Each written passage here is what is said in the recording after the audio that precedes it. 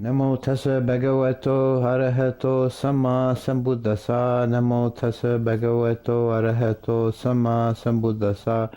Namo tassa bhagavato arahato samma sambuddhassa. So the Buddhist teaching, the Dhamma, one of the characteristics of that is that it is akaliko, which means timeless, outside of time or beyond time. And this is a word that has more than one level of meaning, but one of the meanings is that the teaching is useful and good and true in any period of time, whether it's ancient India or the modern day and anything in between.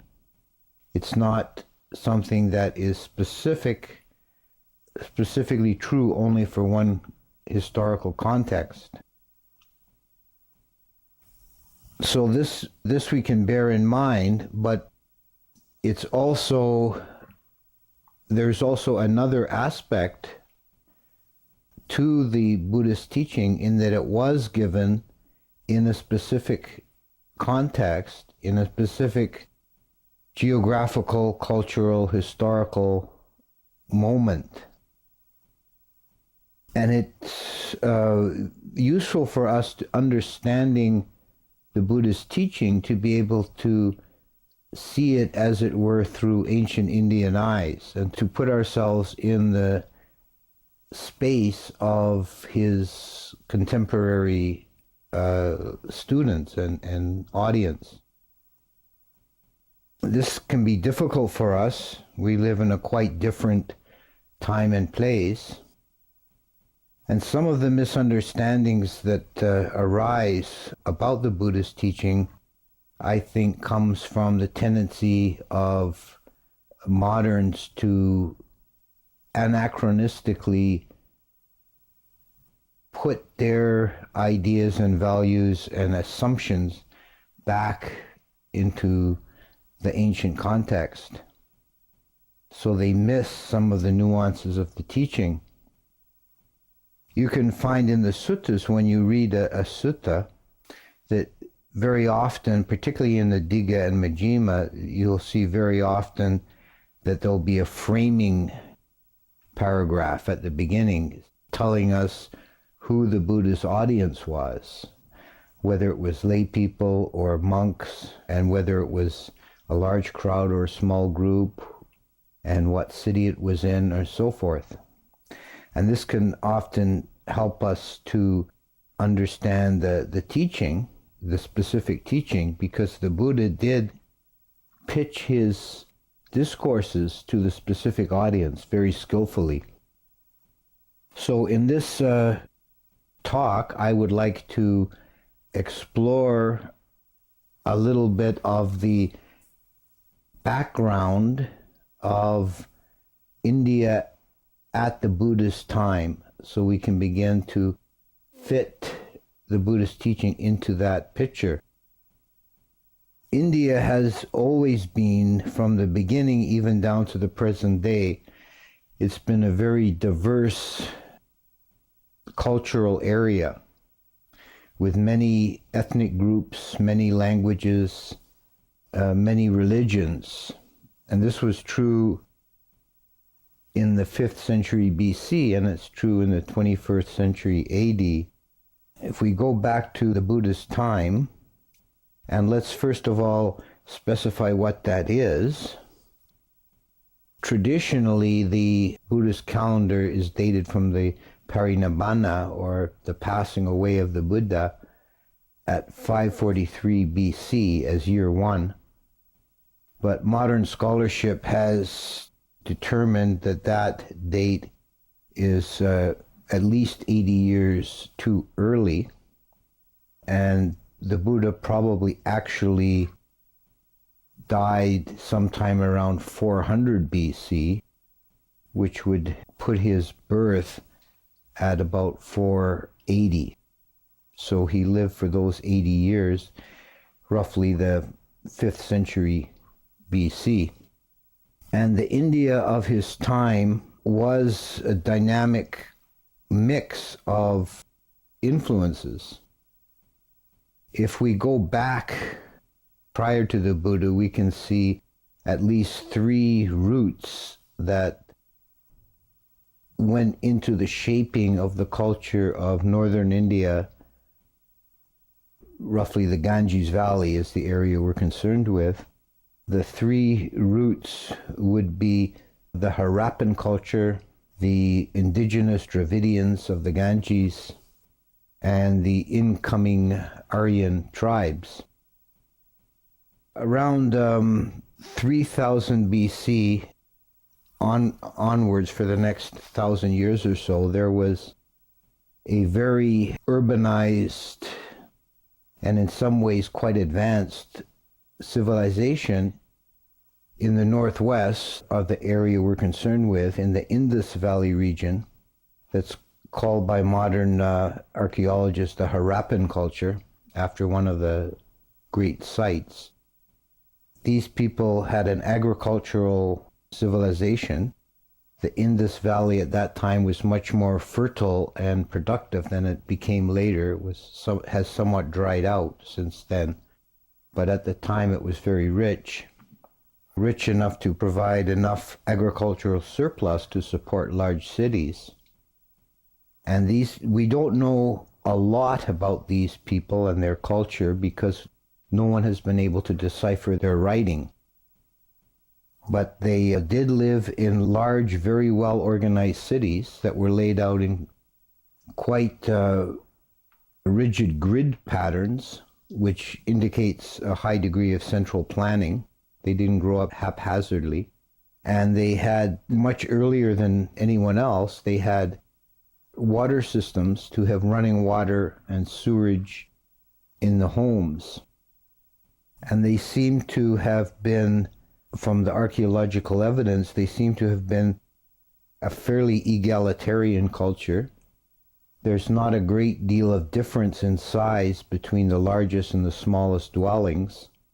So that would indicate a quite flat social hierarchy. And they were in decline for some time. We think that it may have been ecological collapse, which happened to many early cultures, that they overtaxed their environmental base and they probably overfarmed and were no longer able to support their high population, and the cities began to decline. And at that time, beginning roughly around 1500 BC, the second big influence on India came in, which were the Aryans.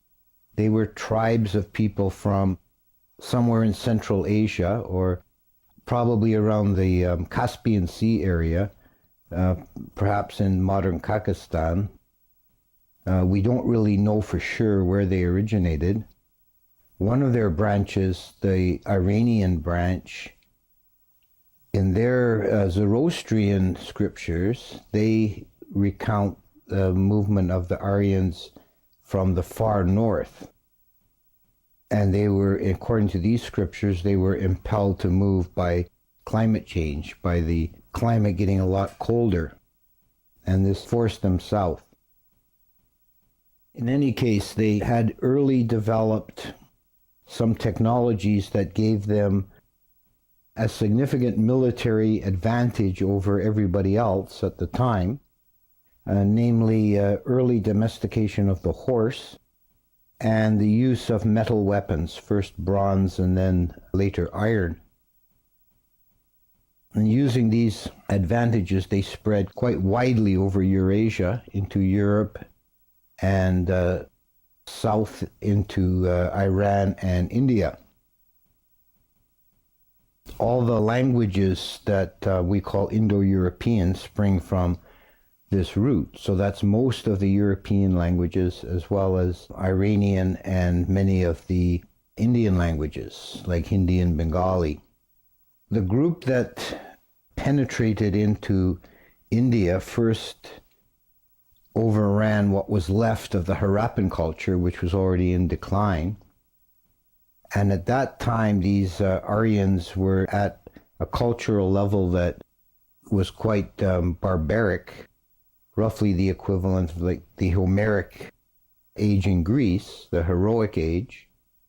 Heroic meaning that they were very warlike, and they would fight amongst themselves as well as against the preceding cultures in India. Culturally, they were divided already as they first appeared in India. They were already divided into three castes, or varna: the warrior caste, the priestly caste, and the cattle herders.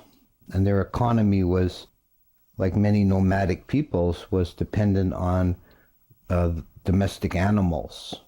They had horses and cattle. That was their source of wealth and of their economy. Religiously, they worshipped a pantheon of gods headed by Indra, the chief of their gods, a sky god. And this early pantheon that appears in the Vedas is visible in many other of the descendant cultures from that initial Aryan expansion, such as the Greek pantheon, the Norse pantheon, and we have a version of it in Buddhism in the gods of Tawatingsa heaven, which seem to be very much modeled on that early Vedic pantheon. The Vedas were their oral scriptures, and they seem to have had those scriptures very early on in oral form, and it was the Brahmin caste who maintained the tradition, remembered the scriptures. The Vedas give us our information about the early gods, which are not the same gods that were prominent in later Hinduism. This is something definitely not to get mixed up. Shiva doesn't appear at all in the Vedas. Vishnu is a relatively minor figure. And Rama doesn't really appear under that name either. Indra was the chief god, and probably the second most important god was Agni, the god of fire. And we see the fire worship is a common theme of early Aryan religion. It occurs in the Vedas, and Zoroastrianism in Iran also has a very strong core of fire ritual. And we see even in Europe with the Romans and the sacred fires that they would keep burning, tended in the home and also in the city by the Vestals.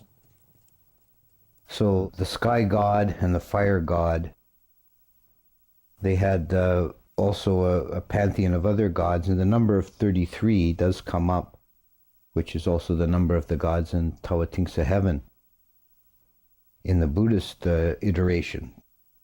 So after they conquered through the Indus Valley, they moved on, expanding into the Ganges. And here they met a different cultural base, and this is the third, it's actually the oldest Indian cultural group. It's the third that I'm mentioning, is the indigenous Dravidian people of the Ganges Valley.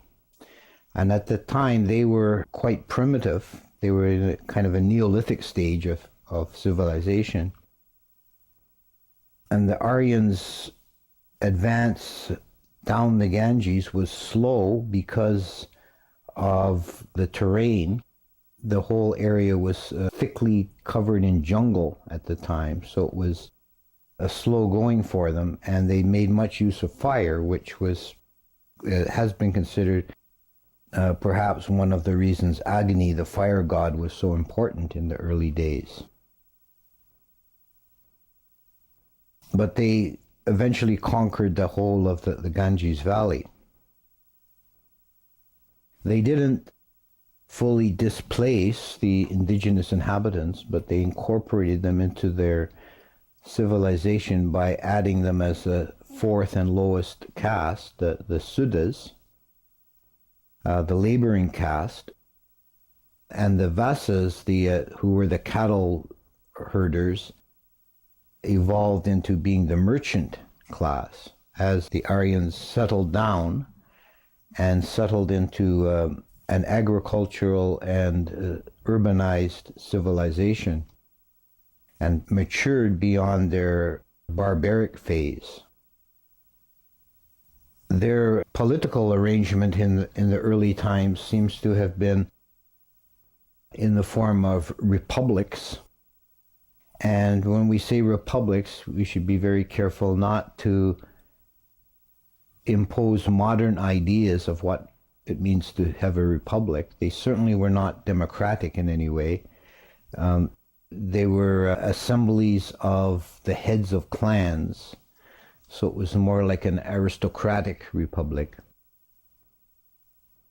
There was, by the time of the Buddha, when we get to that 5th century before Christ, there had already been a decided movement away from the republican form of government. A few republics still survived. The Buddha himself was born into one in the north of this cultural area, on the actual fringe of it, the Sakyan Republic, which was probably being out in the backwoods, the boonies of the culture area, was probably quite old-fashioned and still preserved more of the old traditions of the Aryan republics. But elsewhere in the Ganges Valley, we have the arising of monarchies, kingdoms, and traditionally there were considered to be 16 of them. So they would have been quite small geographically. And like a lot of early kingdoms around the world, the sense of the king ruling was more rule over people than of geography. It was considered that power radiated from the center, and those who were subject to the king, they were in his area, they paid taxes to the central monarchy.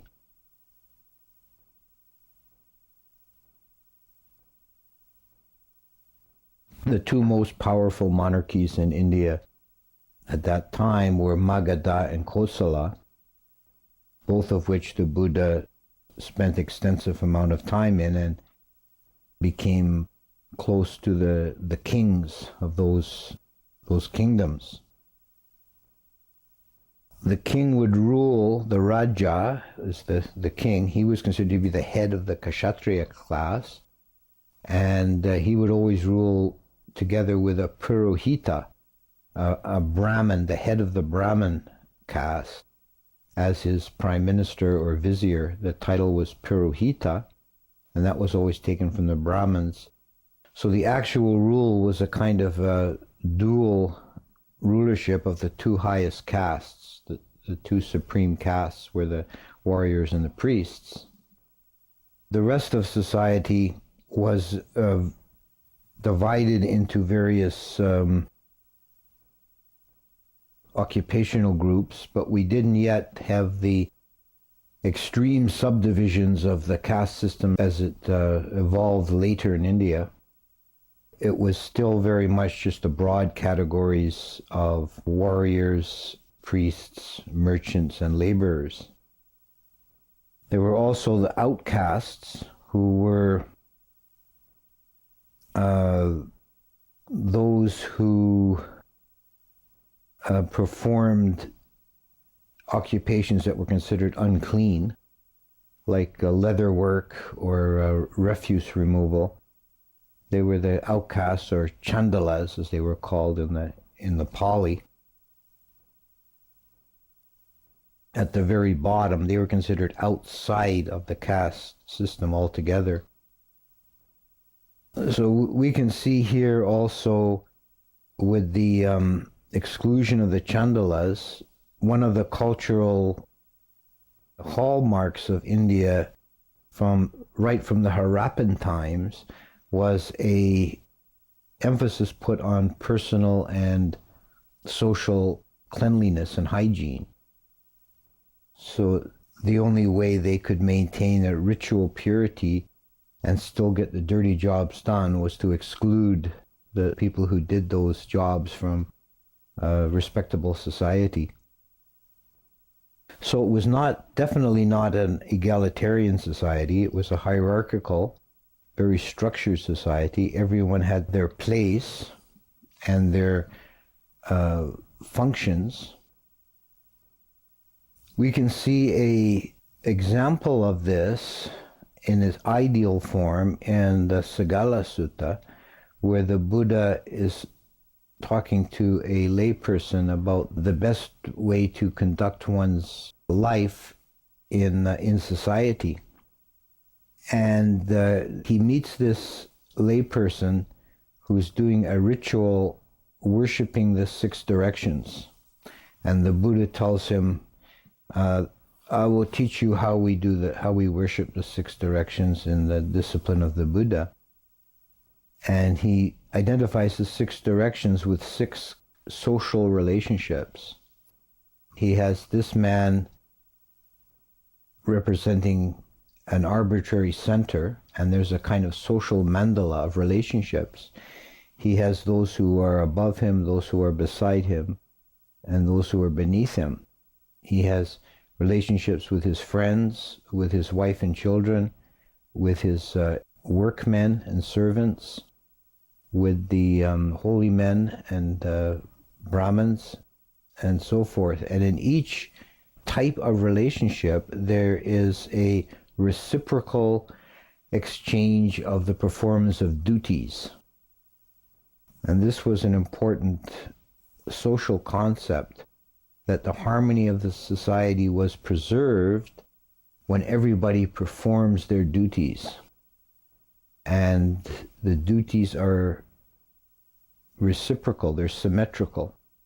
They're not identical both ways. The duties of a master to a servant, for example, is to look after them and make sure they have enough to eat and not to overwork them and to give them time off when it's possible to do so. And the duties of the servant is to serve the master well, to perform their work skillfully, and so forth.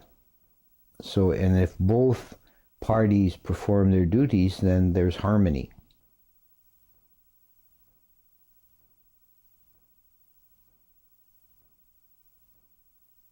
And the Buddha presents this as an ideal. So there's no exploitation or abuse from either side, but nor is there any assumption of equality or of a person having a right to the receiving of these things. It's a sense of the other party has the duty to provide them. The technological level of India at the time was beginning to enter a new phase. It was, as I said, agricultural civilization. They had rice cultivation, and also in the western area was more rice and rather than rice, it was like wheat and barley. So they had, with rice, you require irrigation and you require some organization, and that was so that was happening. They had cities, urbanized centers. They had metalwork, although iron at the time was still relatively rare and was used more for weaponry rather than for practical purposes. There were 2 technological advances that were fairly new by the time of the Buddha, and they were making a big impact on society. One was money.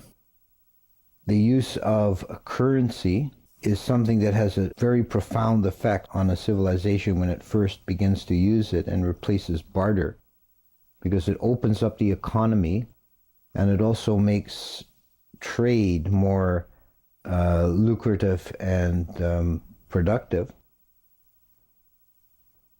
Both internal trade and external trade, and there was beginning some contact with and trade with other cultures, such as Mesopotamia and Southeast Asia, which was called Sawanabhumi, and also with the Greek world. These were all in a very beginning phase at the time of the Buddha.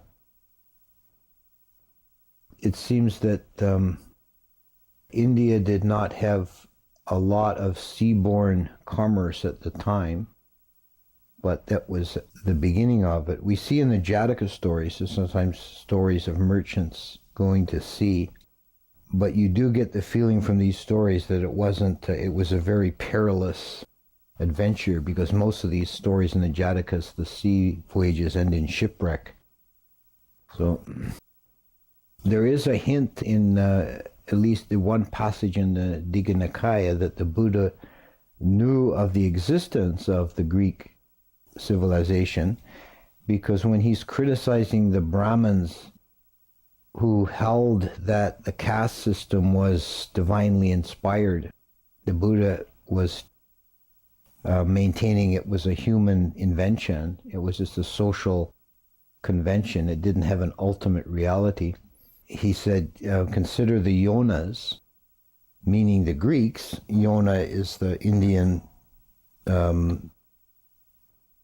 meaning of, or the Indian corruption of the word Ionian. And so they call the Greeks Yonas. He says, consider the Yonas.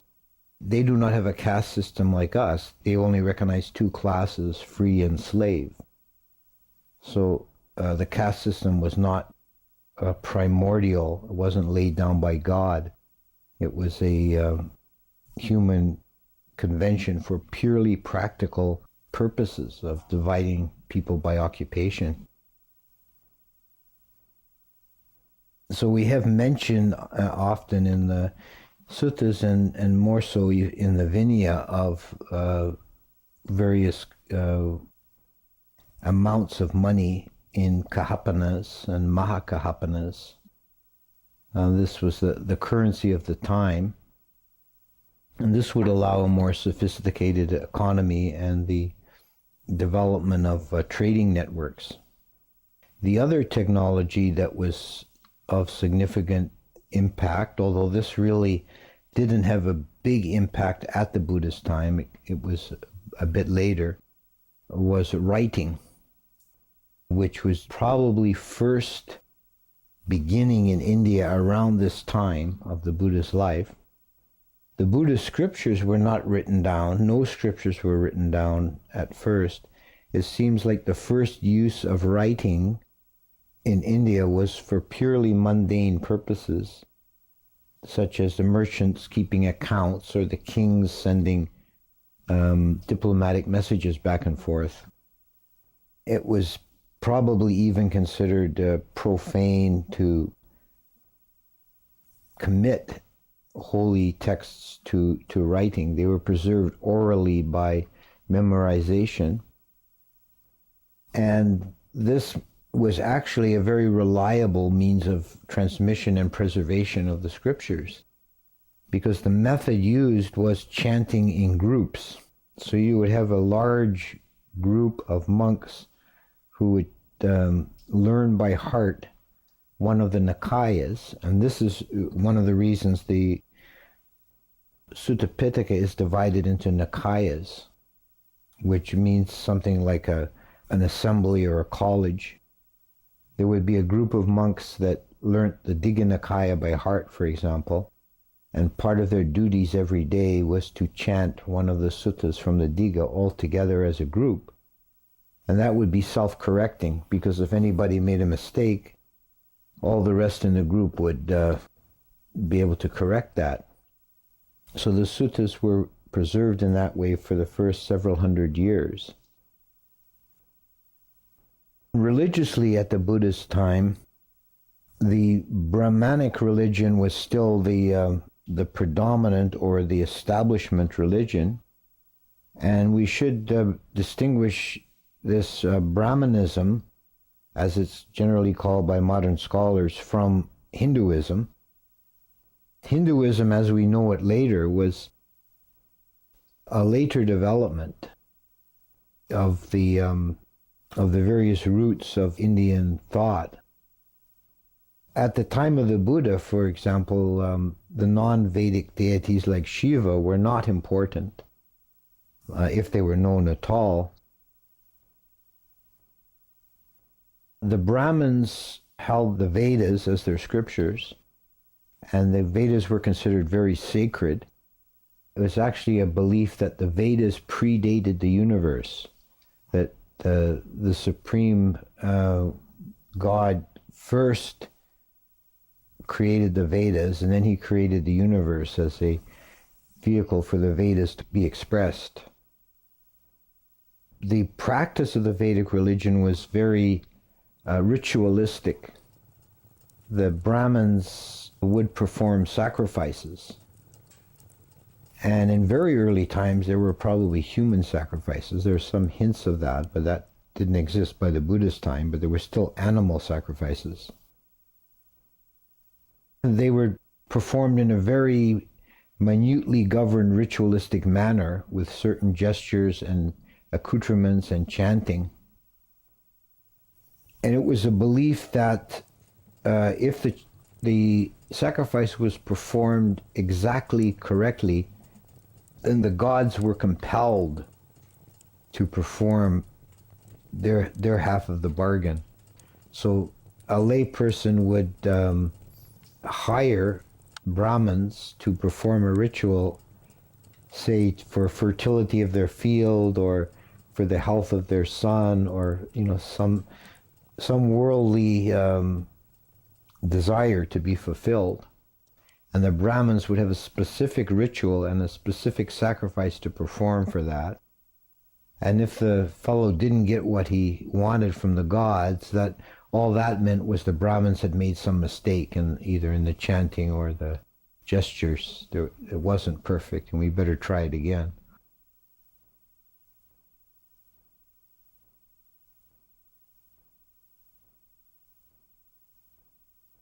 That was the establishment religion, and the Buddha was very critical of the animal sacrifices and always spoke against them, for the destruction of living beings. But that wasn't the whole of the religious life of ancient India. One of the really unique characteristics of Indian civilization was its very broad tolerance of different religions and philosophies. There was no attempt to impose an orthodoxy by force. So there were quite a wide range of non-Brahmanical religious groups. And we see in the suttas often the phrase referring to holy men as samanas and Brahmins.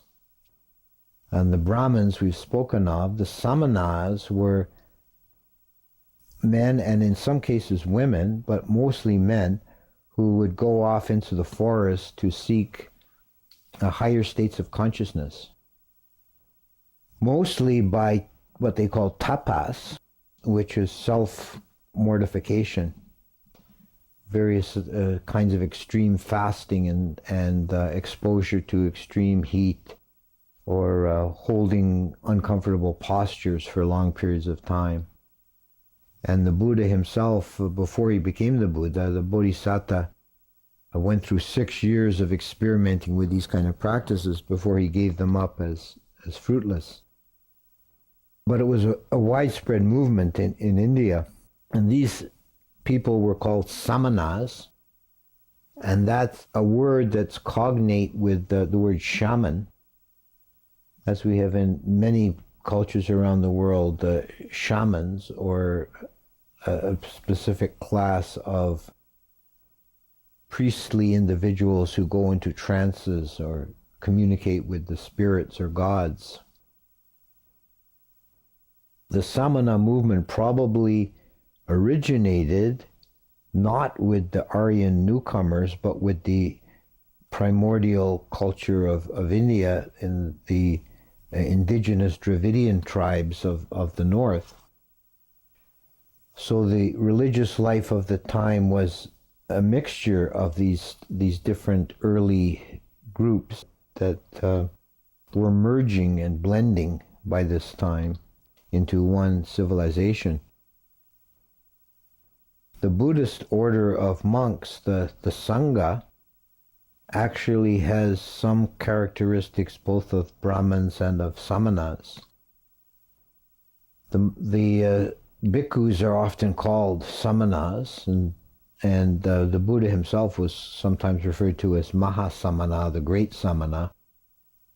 And we still to this day call a novice a Samanera. That's the Pali for a novice, is little Samana. But with the Vinaya and the discipline of the orderliness of the monks, does have some characteristics of the Brahmins.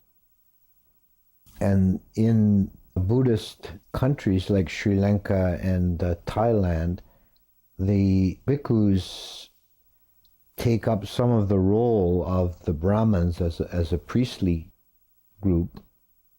And although it was never part of the original intention of the establishment of the Sangha, the bhikkhus will perform to some degree some rituals. Of course, not sacrifices, but chanting of paritas and so on at auspicious occasions.